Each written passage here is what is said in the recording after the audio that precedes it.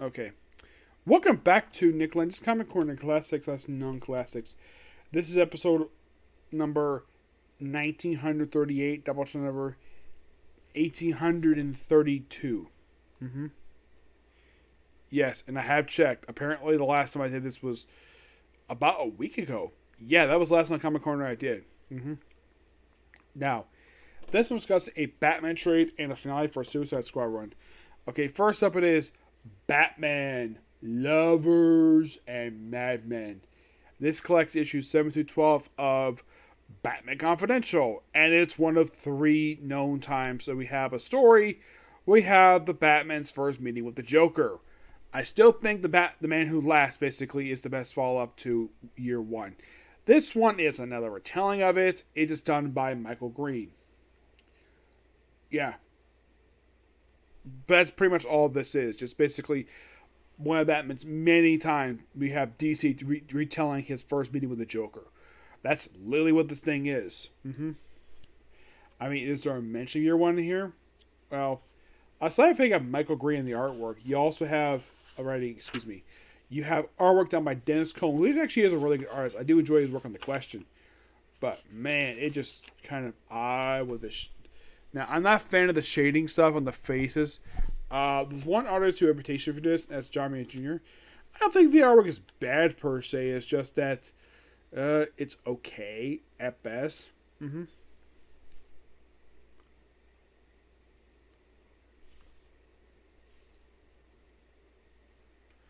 And you could say also this kind of first meeting with Catwoman, but yeah, it's not much else to say about this one. It's okay at best. I still think I love Batman, Man Who Laughs. Great story. This one just okay at best, but I don't. As a matter of fact, I do love this guy's artwork on The Question. His artwork is great on there. This book, it doesn't look too good. I mean, look at his back cover. That's how he draws Batman Joker. I'm like, wow. It's okay. I'm just not that big a fan of it. That's just the honest truth of the matter. Alright, next up it is Suicide Squad Volume 2 Ambushed. This actually is the rest of Suicide Squad. Let's see. I believe this is volume number 8. No. Is it 8? No, it's 7. Yes. This basically collects issues 715 and the 2020 annual. Done by Robbie Thompson and Dennis Hopeless. Yeah, this is basically the end of this run for Suicide Squad, which this run was only started just last year and concluded just this year. After only 15 issues. Now, to my knowledge, unlike another series got canceled, which was fine with no issues, this book, I don't get it. It's a good book. It basically feels like the classic John S. style Suicide Squad. But the biggest problem with the book is, with the exception of Amanda Waller and Rick Flag, there's barely a familiar character associated with Suicide Squad. I mean, here are your lineup for you. You have Bloodsport, Peacemaker. The only reason why these two are here, because they were in the Suicide Squad movie that came out last year. Now, Peacemaker, her part of the Suicide Squad, is perfectly fine. I have no issue in there. Bloodsport, okay. Now we also have Ambush Bug. Him, yeah, it makes no freaking sense why he's here. William Cobb, the great-grandfather of Dick Grayson. We have Nocturna from the pages of Batwoman. Yes, so here are your full roster. We have the... From the Who's do we have? Amanda Waller, Rick Flag. Okay. Bloodsport. Mirror Master. Yes, Mirror Master. Fun fact, they did kind of have Mirror Master part of the original Suicide Squad run, but it was actually Captain Boomerang in disguise. Because at the time, the original Mirror Master was dead at that point in time, and also the second one not made his debut yet. The big woman on the cover, her name is Colibra. I believe she likes the original characters run. Of course, we also have Peacemaker. Swamp Thing is kind of part of the run. Though in the case that they also have supposedly Superboy, Nocturne, obviously. Black Siren. You might be thinking, who's Black Siren? What the heck's doing here? I do have a theory of why they included Black Siren as part of this lineup. Because she's featured on Arrow, and why not? Because, of course, they evolve Earth 3 in this book. and Talon, who was actually William Cobb. Now, in the case of Superboy, it is revealed in the annual that this Superboy is not the Connor Kent from pre-Flashpoint, because the actors are just open here. Because it turns out the one who pops in this book wearing the very outfit that the pre-Flashpoint Superboy was wearing prior to the relaunch, turns out he's actually Match. You're probably thinking, who the heck is Match? Oh, that's cool. Match is the clone of a clone. He's a clone of Superboy, who himself is a clone of Superman. Yeah, he's also evil, and he's also sort of a bizarre version of Superboy. Yeah, if I remember correctly, I think he first showed up on the pages of Teen Titans. I think it's a Jeff Johns creation. I have no idea why he was included part of this lineup, but he just was. Yes, and Waller is also going to be with Earth 3 stuff in here, which has a crossover with... Now, they do have one part of the War for Earth 3 crossover, which had a couple bookend one-shots, along with issue from this book, Teen Titans Academy X, and The Flash. Now, you're probably thinking, now, Teen Titans Academy X, that's not surprising because they already did crossover that with the start of the book. But Flash? Really? You're probably thinking, why the heck the Flash evolve in this story? Because he can go to other Earths. That's the reason why. Yeah, but the group's, whatever version Waller assembled is kind of still here. Waller herself is kind of removed from the roster. And the book kind of ends on a very good note. But this book is really good. I thoroughly enjoy this. Can you see how thick this book is? This book is, if you're wondering how much this book is, it's only $20. Yeah. A book that essentially collects 9 issues from the book series and in the freaking annual. Yes, 9 issues. Basically 10 comic books. For $20. It's not bad at all. I mainly got it so I can basically read it and just finish up this run. My final thoughts on this run is that it's actually a really good run. Despite not having familiar characters. I mean, I do appreciate what Robbie Thompson was trying to do with this book.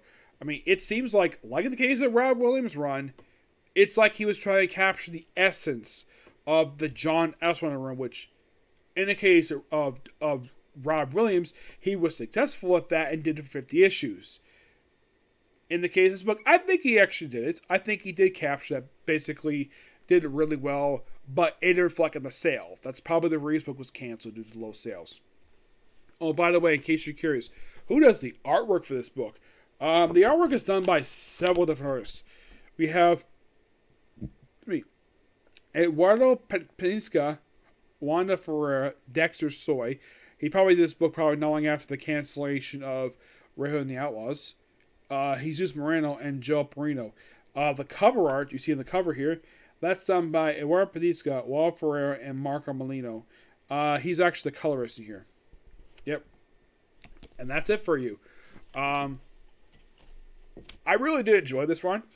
I especially love the fact they brought back the classic logo from the Oswender run, which I thought was so nice. Like, if you're a fan of the Oswender run, you would actually kind of enjoy this book. Despite the fact that this book has no Captain Boomerang, no Bronze Tiger, and no Deadshot. Yeah, these 3 are not here. Harley Quinn is her own book. Deadshot is dead, though he kind of came back in Task Force X. As Captain Boomerang, don't know where the heck he is. It's weird. Bronze Tiger. Surprisingly, he's never been part of the Suicide Squad in this continuity. You're thinking, really? He hasn't? Yeah, and they kind of filled his role in new Suicide Squad by having Black Manta take his place. But by the book ended, Black Manta was off the team. He was back in Aquaman right afterwards. Yep, but I kind of get the reason why. Now, like I said, the only reason why that Bloodsport and Peacemaker here, the movie. As for the other characters, I think in the case of William Cobb himself, because no one was using him, so I get that that vibe of basically similar to what John Esmer did, because if you look at his lineup, a lot of his characters were not being used at that point in time. Apparently these guys had no plan to use them at all, and he pretty much in a way utilized great characters that weren't being utilized that much. In the case of Nocturne herself, the last time anybody saw this character was in the controversial Mark Andrego Batwoman run. That was the last time anybody saw her. Bloodsport, I believe this may have been his first post-Flash appearance. Ambush Bug, well, He kind of has appeared part of this one in those Channel 52 stuff. Yes. Oops. Thank you.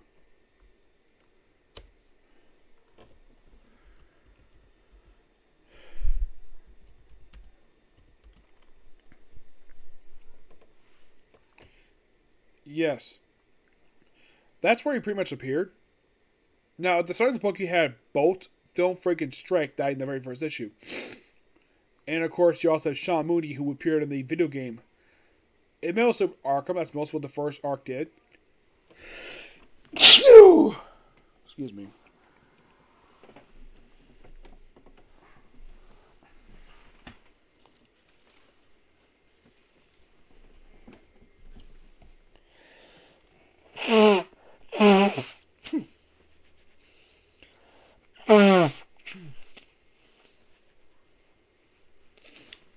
Now, in case you might be asked, why did they have the first arc called Assault on Arkham?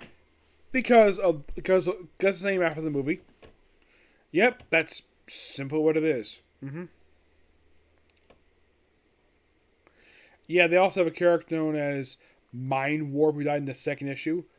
Yes, Calibra herself is an original character of this continuity.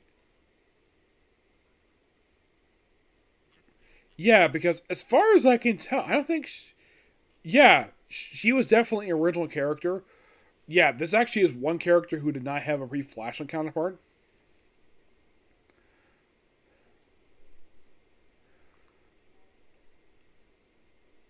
No, Exa himself was a character from Exa who appeared just in one issue. He's another character who's original. Now, I get the reason why Calibra was part of the team for a long time. She probably was a character Robert Thompson loved to write. Yes.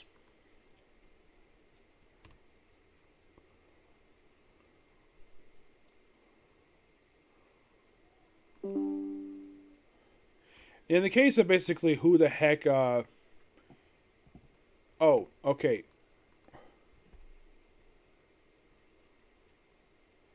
Okay, I forgot, okay. I kind of forgot that Bloodsport, this kind of associated with Superman, made his first appearance in the recent volume for Flash. So apparently, Joshua Williamson brought it. I kind of forgot the fact he appeared in that book. Yeah, I kind of forgot that.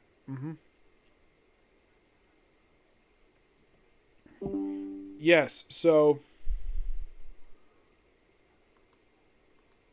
I mean, I kind of like they introduced him here because, well, like I said, the only reason I'm part of the team was because the movie. Yep, the movie. That's the only reason why. Yes.